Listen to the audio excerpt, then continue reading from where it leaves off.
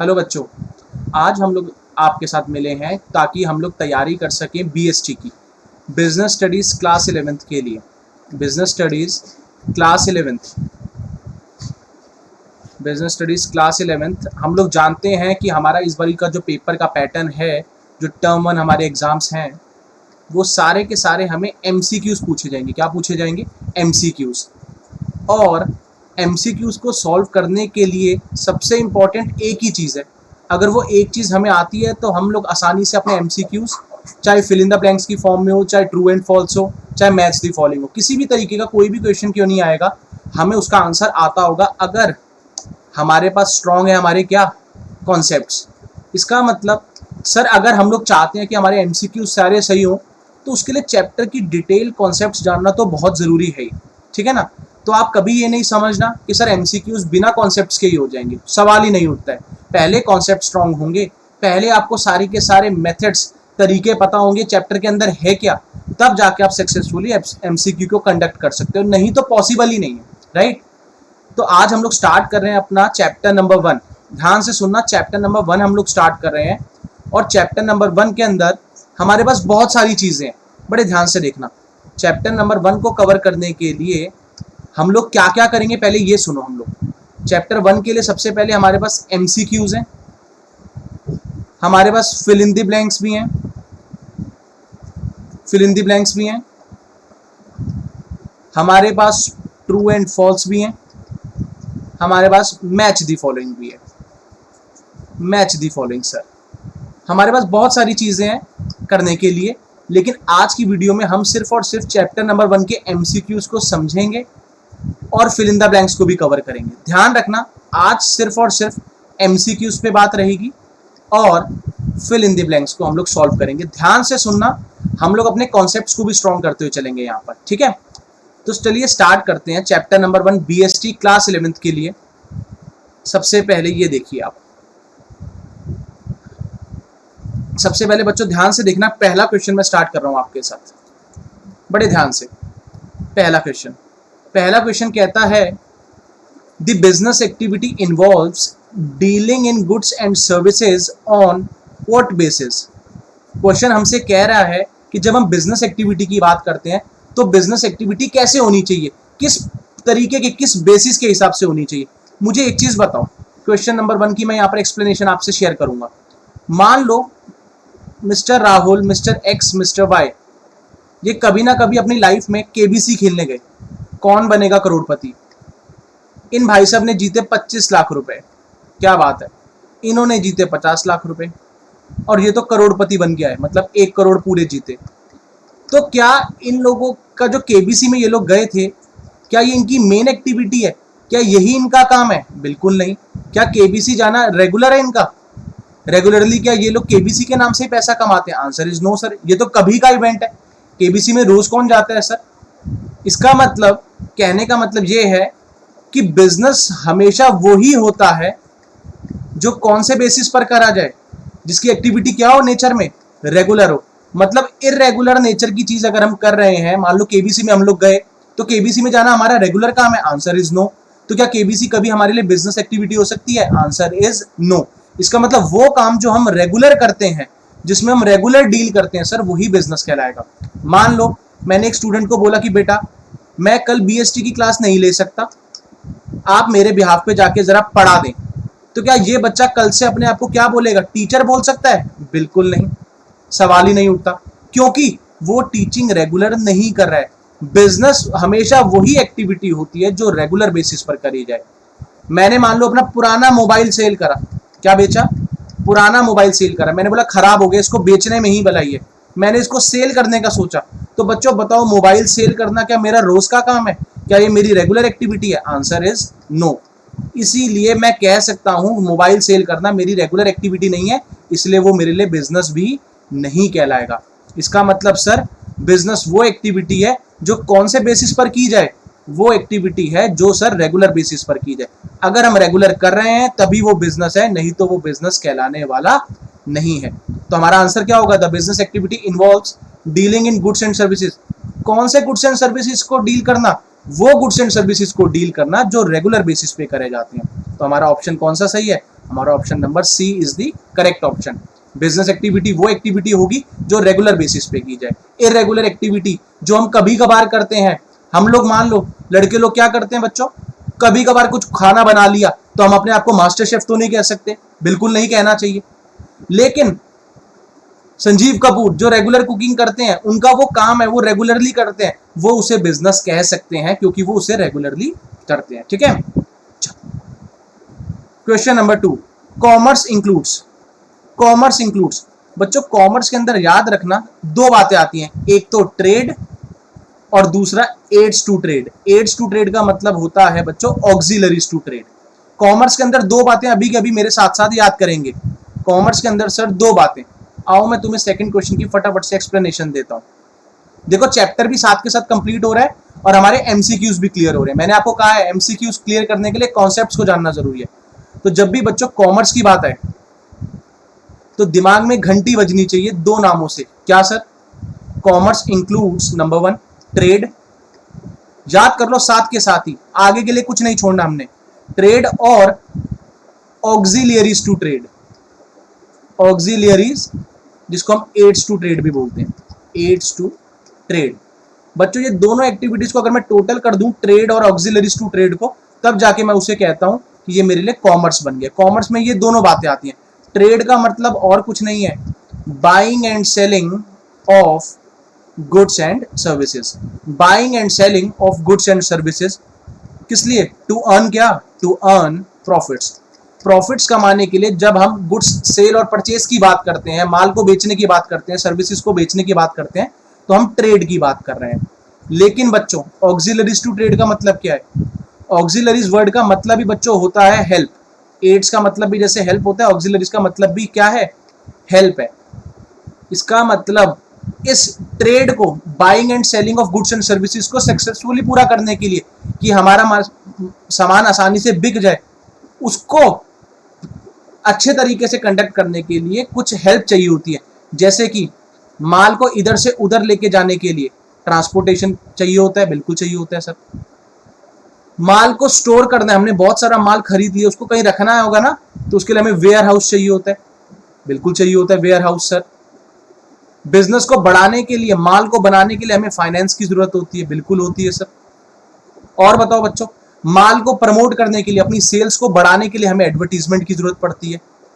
माल को सेफ रखना है, आग ना लग जाए सर, कोई नुकसान ना हो जाए, माल की सेफ्टी के लिए हम लोगों को इंश्योरेंस करानी पड़ती है।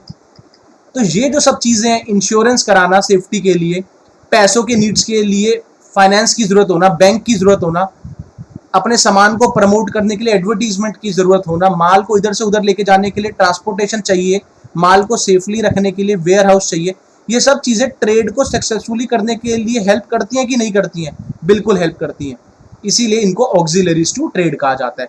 और हमारा कॉमर्स का पर्पस पूरा का पूरा तभी सॉल्व होता है जब ट्रेड के साथ उसे हेल्प मिले ऑक्सिलरीज टू ट्रेड की भी। हाँ कि ना बच्चों? ऑक्सिलरीज टू ट्रेड का मतलब है वो सब सर्विसेज जो बिजनेस को सक्सेसफुली कंडक्ट करने में हमारी मदद करती हैं। तो क्या याद रखेंगे हम लोग? कॉमर्स के अंदर कौन सी दो बातें बच्चों? फटाफट से, कॉमर्स के अंदर दो बातें कौन कौन सी? ट्रेड और ऑक्सिलरीज टू ट्रेड। ऑक्सिलरीज को हम एड्स टू ट्रेड भी कह सकते हैं, और इसका आसान मतलब हेल्प है। जैसे फाइनेंस के लिए हमें बैंक की जरूरत पड़ती है, माल को इधर से उधर लेके जाने के लिए ट्रांसपोर्टेशन की जरूरत पड़ती है, माल को रखने के लिए वेयर हाउस की जरूरत है जो स्टोरेज का काम करता है, जहां पर हम अपने माल को रखते हैं। माल को प्रमोट करने के लिए, सेल्स को इंक्रीज करने के लिए हमें एडवर्टीजमेंट करनी पड़ती है, और माल की सेफ्टी के लिए सर हमें इंश्योरेंस करा के चलनी पड़ती है। तो कॉमर्स में कौन सी दो बातें आ गई बच्चों? एक तो क्या? ट्रेड, जिसका मतलब और कुछ नहीं है, buying and selling of goods and services for the purpose to earn profits, और साथ में वो ट्रेड तभी पॉसिबल है जब उन्हें हेल्प मिले इन सब चीजों की, फाइनेंस की, एडवर्टीजमेंट की, ट्रांसपोर्टेशन की, वेयर हाउस की और इंश्योरेंस की। कोई दिक्कत तो बताओ बच्चों? ठीक है, तो अब आप लोग समझ गए होंगे कॉमर्स इंक्लूड्स, आंसर क्या होगा बच्चों? आंसर होगा इसका D, trade and aids to trade. कोई दिक्कत बच्चों? अच्छे से क्लियर हो रहा है? बहुत ध्यान से समझना है। एमसीक्यूज के मास्टर हम तभी बन सकते हैं जब हमें कॉन्सेप्ट्स आते होंगे, राइट? एक बारी कॉन्सेप्ट सीख लो, फिर तो यार तुम लोग समझदार हो, आसानी से आंसर करोगे, है ना? क्वेश्चन नंबर 3, दी ऑक्यूपेशन, वो काम जहां पर लोगों को, in which people work for others और बदले में उन्हें रेम्यूनरेशन मिलती है। बताओ वो कौन सी जगह होती है? आओ बच्चों जरा प्रैक्टिकली इसको समझे, अपने थर्ड क्वेश्चन को समझे, कॉन्सेप्ट को समझे। ये देखो, ये मान लो कल को हमारा एक स्टूडेंट, प्यारा सा स्टूडेंट, कल को कह रहे सर मेरी, मैं देखो ये रहा सर, ये पर्सन है जिसके अंडर मैं काम करता हूँ, ये मेरा बॉस है, ये मेरा बॉस है, ये बदले में मेरे को पैसे देता है, रेमुनरेशन पे करता है, मतलब सैलरी देता है। मान लो रेमुनरेशन का मतलब आप लोग सैलरी समझे यहाँ पर। ये सर मुझे बदले में पैसे देता है, मैं इसके लिए काम करता हूँ सर, मैं इसके लिए काम करता हूँ और ये बदले में मेरे को पैसा देता है। तो बताओ बच्चों, ये जो मिस्टर राहुल है, ये किस प्रकार की काम कर रहे हैं? ये पर्सन अपने बॉस के अंडर काम करते हैं, रोज जाते हैं गुड़गांव, गुरुग्राम, और इनके अंडर काम करते हैं। बताओ बच्चों, आप लोग जानते हैं ये कर रहे हैं जिसको हम बोलते हैं जॉब, और जिसको बिजनेस स्टडीज की भाषा में बोला जाता है एम्प्लॉयमेंट। ये किस तरीके का काम है? ये एम्प्लॉयमेंट में है। जब आपका बॉस आपको काम करने के लिए पैसे देते हैं तो आप कह सकते हैं कि आप किस तरीके की इकोनॉमिक एक्टिविटी में इन्वॉल्व है, आप किस तरीके की इकोनॉमिक एक्टिविटी में इन्वॉल्व है। इकोनॉमिक एक्टिविटी का मतलब बच्चों क्या होता है? कोई भी ऐसा तरीका जहां से आप क्या अर्न करते हैं, अपना लाइवलीहुड, मतलब अपना पैसा अर्न करते हैं, अपने घर के लिए, अपने लिए पैसा जो कमाते हैं। तो यहाँ पर जो ये मिस्टर राहुल है, पैसा किस तरीके से कमा रहे? जॉब करके। इसको जॉब नहीं बोलते हम लोग, बिजनेस स्टडीज की लैंग्वेज में एम्प्लॉयमेंट बोलते हैं, जहां पर हम किसी और के लिए काम करते हैं और बदले में हमें रेमुनरेशन मिलती है। इसलिए हमारा ऑप्शन देखते हैं कौन सा सही होगा। The occupation in which people work for others and get remuneration in return. बदले में रेमुनरेशन मिलती है। किससे मिलती है बदले में रेमुनरेशन? अपने बॉस से। किससे मिलती है सर? बॉस से। हम कौन है? हम है मिस्टर राहुल। राहुल काम करता है किसी के लिए और उसे बदले में रेमुनरेशन मिलती है। बताओ वो कौन से ऑक्यूपेशन में इन्वॉल्व है, कौन सा काम करता है? सर वो एम्प्लॉयमेंट का हिस्सा है, वो जॉब करता है सर। हाँ कि ना? ठीक है बच्चों, कोई दिक्कत तो नहीं है? मजा आ रहा है? बड़े ध्यान से सीखना, फोकस करना है यार। बिजनेस स्टडीज को तो समझना है, एंजॉय करो, सीखो। कल को जब अपना काम करोगे तो बहुत काम की चीज है ना? आओ। Fourth, tea is mainly produced in Assam, cotton in Gujarat and Maharashtra, jute in West Bengal and Orissa, sugar मिलती है यूपी, बिहार, महाराष्ट्र में। लेकिन these goods are required for consumption in different parts of the country. बिल्कुल बच्चों, अब जूट अगर वेस्ट बंगाल में होती है, उड़ीसा में प्रोड्यूस की जाती है, तो क्या वो हमारी कंट्रीज के डिफरेंट पार्ट्स में नहीं भेजी जाती? बिल्कुल भेजी जाती है।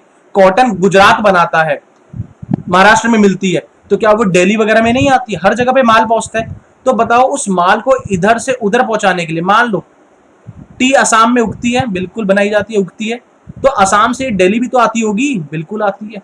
बॉम्बे भी तो जाती होगी, बिल्कुल बिल्कुल जाती है सर। तो उसके लिए उसे मेन किस चीज का सहारा चाहिए? माल इधर से उधर आने के लिए। बताओ अभी मैंने आपको कौन सी ऑक्सिलरीज टू ट्रेड बताया था जहां पर हम माल को इधर से उधर छोड़ सकते हैं? बच्चे कह रहे हैं अनडाउटेडली सर ट्रांसपोर्टेशन। जब माल एक स्टेट से दूसरे स्टेट में अगर हमने पहुंचाना है तो सर ट्रांसपोर्टेशन की ही तो जरूरत होगी, और किस चीज की हमें जरूरत होगी? हाँ कि ना बच्चों? तो हमारा आंसर क्या है यहाँ पर? हमारा आंसर है यहाँ पर ट्रांसपोर्टेशन। कोई दिक्कत तो बताएं बच्चों? क्लियर है? Very good. अब देखो बच्चों, हमारे अपने क्वेश्चन नंबर 5 की तरफ। कौन सा question? Question number 5। Just a second बच्चों।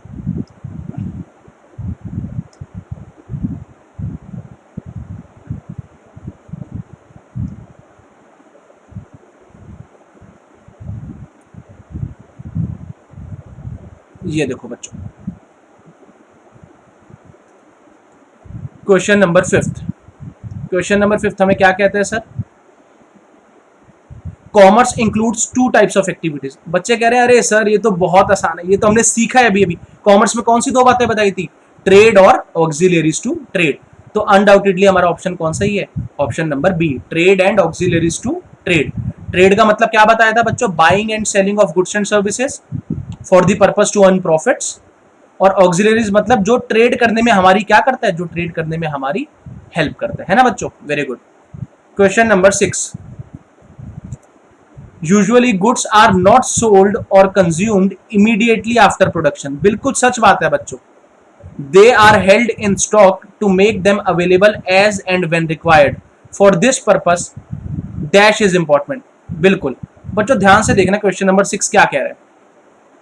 ध्यान से देखना क्वेश्चन नंबर 6 हमें क्या कह रहा है। क्वेश्चन नंबर 6 कह रहा है कि मान लो हमने माल प्रोड्यूस कर दिया, खूब सारा माल हम लोगों ने प्रोड्यूस कर दिया। ये देखो, ये सारा हमारा मटेरियल है जो हमने बना के रख दिया। ये देखो कितना सारा। अब इतना सारा माल बना लिया है तो एकदम से हमें ऑर्डर थोड़ी ना मिल जाएंगे, बिल्कुल नहीं मिलते हैं। तो हम इस माल को बना के अपने घर पे भी नहीं लेके जा सकते क्योंकि खूब सारा माल है।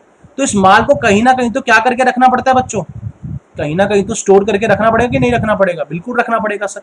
और माल को स्टोर करने के लिए एक ऑक्सिलरीज टू ट्रेड थी जो हेल्प होती है माल को स्टोर करने के लिए, मैंने आपको बताया था अभी, जिसे हम वेयर हाउसिंग बोलते हैं या वेयर हाउस की सर्विस बोलते हैं। वेयर हाउस वो जगह होती है बच्चों जहां पर हम अपने माल को क्या करके रखते हैं, जहां पर हम अपने माल को स्टोर करके रखते हैं, हाँ कि ना।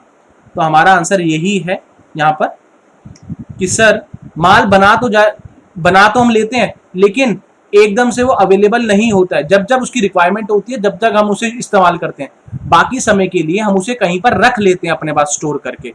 और जहां पर हम माल को स्टोर करके रखते हैं सर हम उसे वेयर हाउस कहते हैं।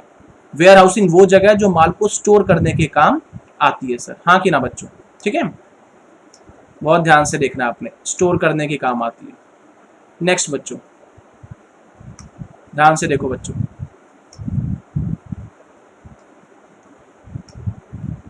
अब बात आती है कि sir question number 7, question number 7 देखो बच्चों, क्वेश्चन नंबर 7 क्या कह रहा है, business involves various types of risk. बच्चों बिजनेस है तो रिस्क हो गई। बचपन से हम सुनते हैं, हमारे फैमिली के अंदर हमारे फादर, हमारे बड़े भाई हमेशा बोलते हैं यार बिजनेस करो लेकिन बहुत ध्यान से करना क्योंकि सर उसमें रिस्क बहुत होता है। तो बिजनेस है तो रिस्क है, ये तो पक्का है। लेकिन उस बिजनेस के अंदर रिस्क है हम जानते हैं, उस बिजनेस के रिस्क को मिनिमम करने के लिए एक चीज रिक्वायर्ड होती है। बताओ बच्चों क्या रिक्वायर्ड होती है। मैंने अभी आपको ऑक्सिलरीज टू ट्रेड में बताया था, माल की सेफ्टी के लिए हम लोग क्या करके रखते हैं, माल की सेफ्टी के लिए हम लोग क्या करके रखते हैं बच्चों, इंश्योरेंस करके रखते हैं, ताकि कल को अगर फायर हो जाए, आग लग जाए, माल चोरी हो जाए, तो हर तरीके के रिस्क को मिनिमम करने के काम आती है इंश्योरेंस बच्चों, हाँ कि ना। इंश्योरेंस हम इसीलिए कराते हैं ताकि हमारा जो लॉस है रिस्क के नाम से, रिस्क तो है ही बिजनेस में, कभी भी हमें क्या हो सकता है, नुकसान हो सकता है, उस रिस्क को मिनिमम करने के लिए बच्चों हम लोग इंश्योरेंस करा के चलते हैं। क्या करा के चलते हैं बच्चों, हम लोग इंश्योरेंस करा के चलते हैं। क्लियर है बच्चों अच्छे से। तो बस ये ध्यान रखने वाली बात है कि हमें इंश्योरेंस करा के चलनी पड़ती है, तभी हम उस लॉस से बच सकते हैं सर, तभी हम उस लॉस से बच सकते हैं। क्वेश्चन नंबर 7 तक सारी बातें क्लियर है, बिल्कुल क्लियर है सर। अब हम बात कर रहे हैं क्वेश्चन नंबर 8 की, किसकी, क्वेश्चन नंबर 8 की। ध्यान से देखें, which of the following can be considered as an economic activity. बच्चों पहली बात तो याद रखो कि अभी मैंने बताया भी है अभी आपको, इकोनॉमिक एक्टिविटी हम उसे कहते हैं जो लाइवलीहुड अर्न करने में मदद करती है, मतलब पैसा कमाने में। घर तो चलाना है, घर चलाने के लिए हम लोग अलग अलग एक्टिविटीज में काम करते हैं। कोई प्रोफेशनल होता है, कोई किसी के अंडर एम्प्लॉयमेंट में जॉब करता है, कोई अपना बिजनेस चलाता है। तो ये 3 एक्टिविटीज इकोनॉमिक एक्टिविटीज है। कौन कौन सी, बिजनेस, यहां से भी हम पैसा अर्न करते हैं, प्रॉफिट्स मिलता है, बिजनेसमैन की कमाई का नाम क्या होता है, प्रॉफिट। प्रोफेशनल मतलब आपके टीचर्स जो प्रोफेशनल है बदले में आपसे क्या लेते हैं, फीस लेते हैं, बिल्कुल। और एम्प्लॉयमेंट वाला पर्सन बदले में आपसे क्या लेता है, एम्प्लॉयमेंट वाला पर्सन आपसे बदले में सैलरी लेता है। क्या लेता है सर, बदले में सैलरी लेता है। तो इसका मतलब हमारा कौन सा आंसर सही है, कौन सी एक्टिविटीज यहाँ पर इकोनॉमिक एक्टिविटीज है सर, तीनों की तीनों एक्टिविटीज इकोनॉमिक एक्टिविटीज है। कौन कौन सी, मेरे साथ बोलेंगे, बिजनेस, प्रोफेशन और एम्प्लॉयमेंट। बिजनेस, प्रोफेशन, एम्प्लॉयमेंट, तीनों में हम अपना लाइवलीहुड अर्न करते हैं सर, इसीलिए तीनों की तीनों इकोनॉमिक एक्टिविटी होती है। इसलिए हमारा option number C, all of these हमारा सही आंसर है, हाँ कि ना बच्चों। क्लियर है, ठीक है बच्चों।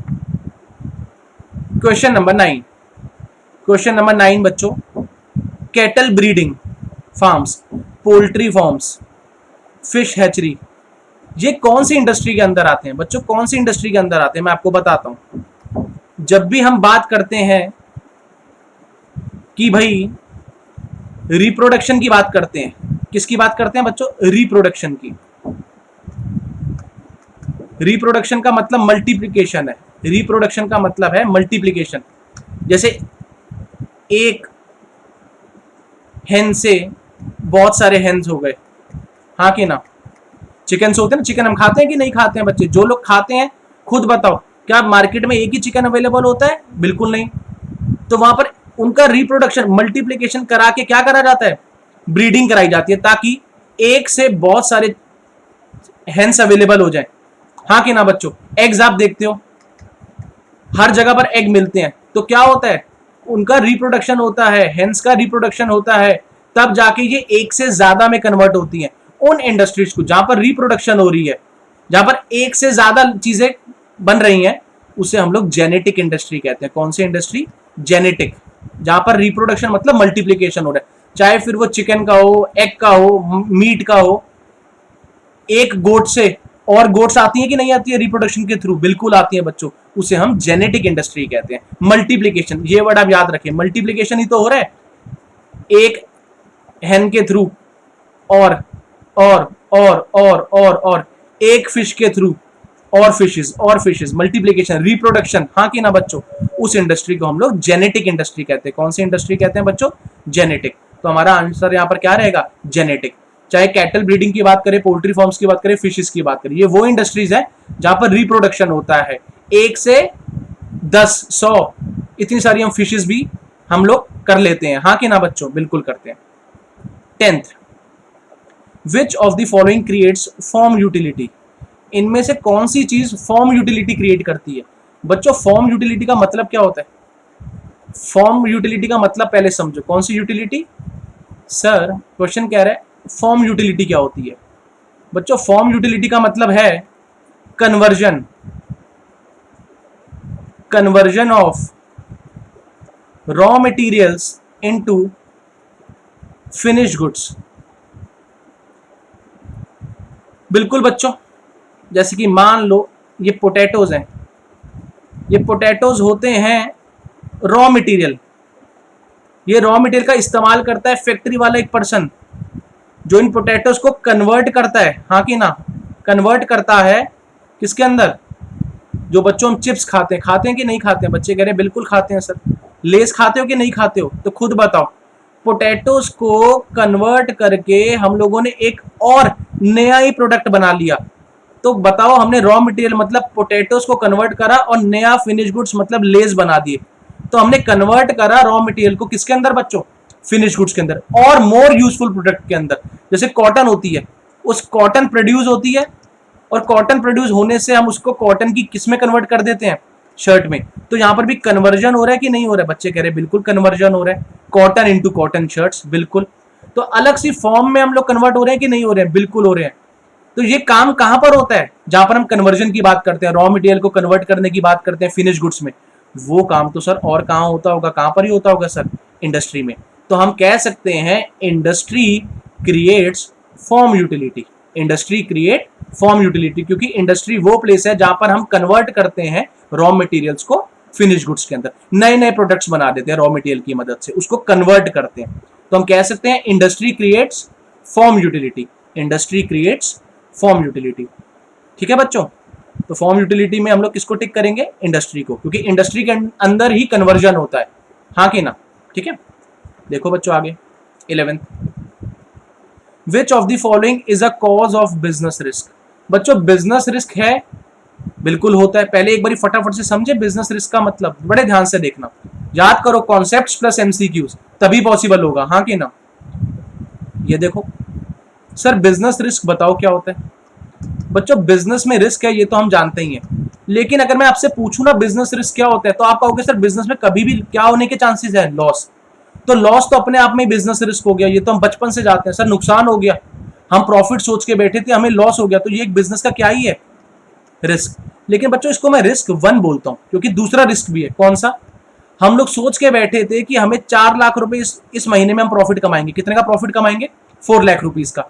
लेकिन कोरोना की वजह से फैक्ट्री रही बंद, और हम लोग सिर्फ कमा पाए 1 लाख रुपया।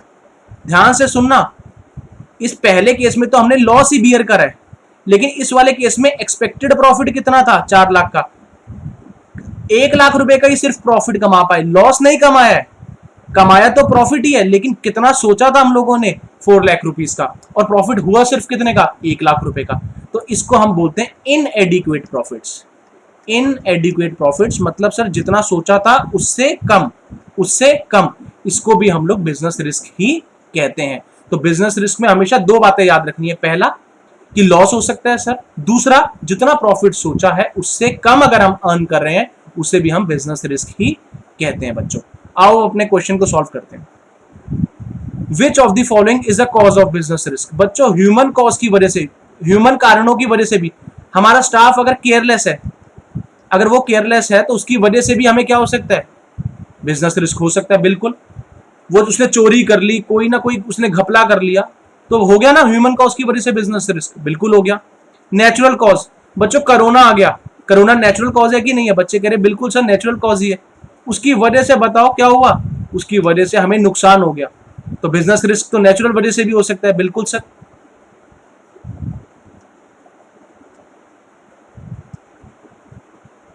और इकोनॉमिक कॉज, इकोनॉमिक कॉज का मतलब क्या है बच्चों? फैशन बदल गया, पहले जमाना कोई और था कीपैड फोन्स का, अब जमाना हो गया टच स्क्रीन का। तो बताओ इन सब चीजों से क्या हुआ? बिजनेस पूरा बदल गया, बिजनेस में रिस्क अराइज हो गया कि नहीं हो गया? बिल्कुल अराइज हो गया।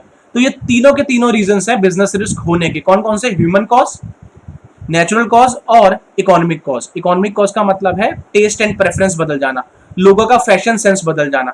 तो खुद बताओ, नोकिया पहले कीपैड फोन्स चलाता था, बटन वाले फोन्स जो आज हमारे बड़े चलाते हैं, दादा दादी नाना नानी। खुद बताओ अब क्या वो काम उतना सक्सेसफुल रहा नोकिया का? बिल्कुल नहीं, क्योंकि फैशन बदल गया, उसकी वजह से उनको लॉस हो गया, या जितना प्रॉफिट उन्होंने सोचा था उससे वो कम अर्न कर पाते हैं। हाँ कि ना बच्चों? तो बिजनेस रिस्क हुआ कि नहीं हुआ? बिल्कुल हुआ सर।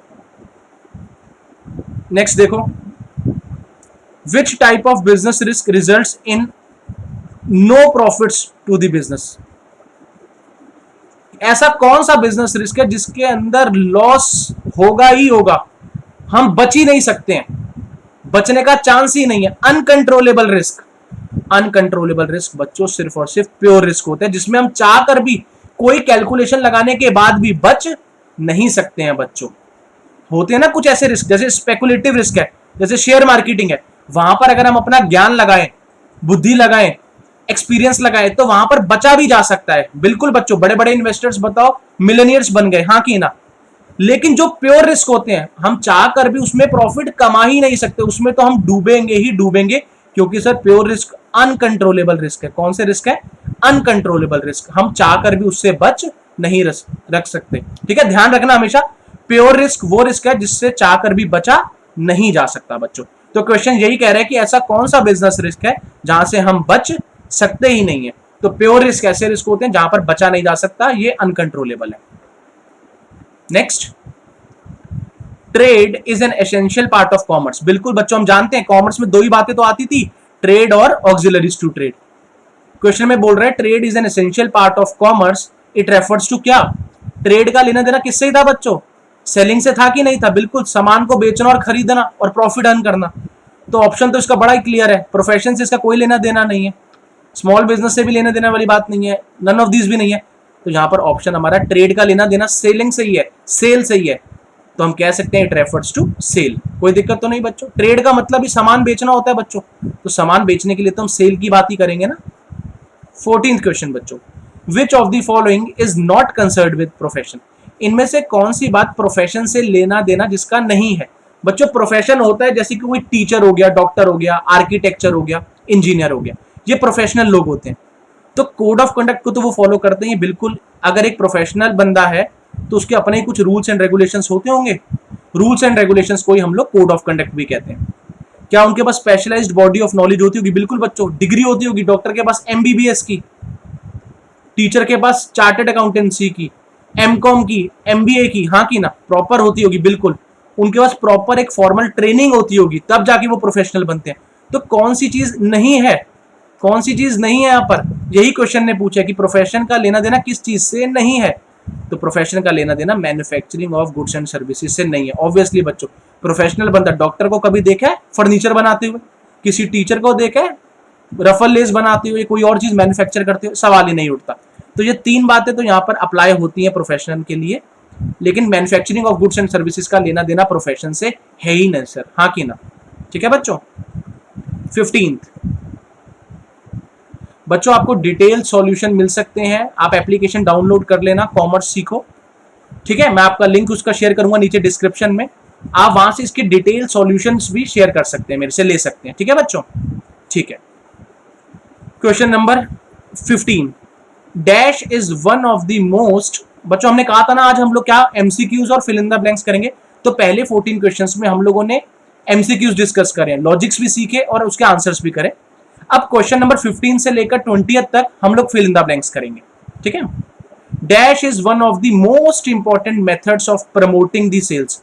बच्चों सेल्स को बढ़ाने के लिए आप देखते हो टीवी के अंदर, इंटरनेट के अंदर लोग पैसा बहा रहे हैं किस चीज पर, कि उनका माल लोगों को दिखे, और माल दिखने के लिए, माल को दिखाने के लिए क्या ही करना पड़ता है, एडवर्टीजमेंट करनी पड़ती है, तभी सेल्स की प्रमोशन होती है, हाँ कि ना, तभी तो सेल्स इंक्रीज होती है। बिल्कुल, एडवर्टीजमेंट करते हैं तभी जाके हमारा माल लोगों तक दिखाई देता है, और जो दिखता है बच्चों वही बिकता है, हाँ कि ना, ठीक है। Very good. Question number 16, dash industries remain engaged in breeding plants and animals for their use in further production. बच्चों ब्रीडिंग वाली बात आ गई, ब्रीडिंग मतलब मल्टीप्लीकेशन, रिप्रोडक्शन। बच्चे कह रहे हैं आंसर मत बोलो सर हमें पता है, कौन सी इंडस्ट्रीज थी जहां पर एक हेन से बहुत सारे हेन हो जाएं, हाँ कि ना बच्चों, एक पेड़ से 100 पेड़ हो गए, 1000 पेड़ हो गए, तो वो कैसे पॉसिबल है, रिप्रोडक्शन से, मल्टीप्लीकेशन होना। उन इंडस्ट्रीज को हम लोग जेनेटिक इंडस्ट्रीज बोलते हैं बच्चों, जहां पर एक हेन से बहुत सारे हेन्स हो गए सर, देखो तभी तो बच्चों आप लोग खाते हो नॉनवेज पार्टीज कैसे कर पाते हो, क्योंकि जेनेटिक इंडस्ट्रीज हैं, एक से 1000 लाखों क्या वो बना देते हैं, हेंस आपके लिए अवेलेबल करा देते हैं बच्चों, हाँ कि ना, तब जाके आपको चिकन खाने का सौभाग्य मिलता है बच्चों। वो इंडस्ट्रीज कौन सी हैं जहां पर मल्टीप्लीकेशन हो रहा है, रिप्रोडक्शन हो रहा है प्लांट्स का, एनिमल्स का, वो इंडस्ट्रीज होती हैं बच्चों जेनेटिक इंडस्ट्री, ठीक है। Question number 17, which of the following can not be classified as auxiliaries to trade. बच्चे कह रहे हैं ऑक्सिलरीज टू ट्रेड का मतलब आपने बताया है सर, हेल्प होता है, ऑक्सिलरीज का मतलब ही हेल्प है, जो हमें ट्रेड करने में हेल्प करती है। तो इंश्योरेंस हमें हेल्प करती है, सेफ्टी प्रोवाइड करती है, कल को माल में आग लग गई तो इंश्योरेंस अगर होती है तो हमें सेफ्टी मिलती है, हाँ कि ना बच्चों, बिल्कुल। और बच्चों दूसरी बात, ट्रांसपोर्टेशन से हमें किस चीज की मदद मिलती है, माल को इधर से उधर लेके जाने के लिए। वेयर हाउसिंग की मदद से हमें स्टोरेज का फायदा मिलता है, हम अपने माल को एक जगह पर क्या कर सकते हैं बच्चों, माल को हम लोग स्टोर करके रख सकते हैं, हाँ कि ना। बच्चे कह रहे हैं बिल्कुल सर, माल को स्टोर करा जा सकता है थ्रू वेयर हाउसिंग फैसिलिटी, ठीक है बच्चों। और देखो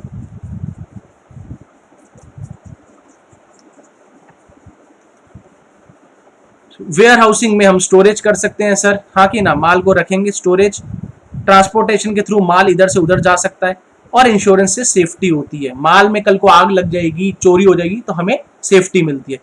तो कौन सी ऐसी चीज है जो ऑक्सिलरीज टू ट्रेड नहीं है, sir mining auxiliaries to trade नहीं है, माइनिंग तो प्राइमरी इंडस्ट्री का पार्ट है बच्चों। कौन सी इंडस्ट्री का पार्ट है, प्राइमरी इंडस्ट्री का पार्ट है, वो ऑक्सिलरीज टू ट्रेड नहीं है। ऑक्सिलरीज टू ट्रेड क्या क्या है एक बार मेरे साथ देखेंगे। नंबर 1, बैंकिंग फैसिलिटी, जो हमें फाइनेंस प्रोवाइड करती है, ट्रेड को करने के लिए फाइनेंस चाहिए, बिल्कुल पैसा चाहिए सर, उसके लिए बैंकिंग फैसिलिटी। माल को रखने के लिए, स्टोर रख करने के लिए वेयर हाउस चाहिए, माल को इधर से उधर छोड़ने के लिए ट्रांसपोर्टेशन चाहिए, और बच्चों माल की सेफ्टी के लिए इंश्योरेंस चाहिए, माल को प्रमोट करने के लिए एडवर्टीजमेंट चाहिए। तो ये हमारी ऑक्सिलरीज टू ट्रेड है। माइनिंग तो हमारे लिए प्राइमरी इंडस्ट्री है बच्चों। इसका भी वीडियो लेक्चर बच्चों आप मेरे से कॉमर्स सीखो ऐप में ले सकते हैं बच्चों, आराम से देखना, एकदम फ्री ऑफ कॉस्ट है, ध्यान से देखो और सीखो इसके बारे में। 18th question, the term dash refers to possibility of इनएडिक्वेट profits. बच्चों अभी सीखा इनएडिक्वेट प्रॉफिट का मतलब 4 लाख का जो प्रॉफिट हमने सोचा था हमें 1 लाख का हुआ, कम प्रॉफिट होना या लॉसेस ही हो जाना। ये क्या है बच्चों, ये बिजनेस का रिस्क ही तो है, ये बिजनेस का रिस्क ही है सर, प्रॉफिट कम हो जाना या लॉस ही हो जाना, ये दोनों के दोनों टर्म्स बिजनेस रिस्क कहलाती हैं। तो हमारा ऑप्शन नंबर ए है यहाँ पर सही। बस बच्चों 2 क्वेश्चन रह गए आज के। 19th, dash trade refers to import of goods for the purpose of export. हमने बच्चों बाहर से माल मंगाने को हम इंपोर्ट कहते हैं। हमने चाइना से माल मंगाया, मान लो कहां से मंगाया, चाइना से माल मंगा लिया और उसे इंडिया में यूज नहीं करा।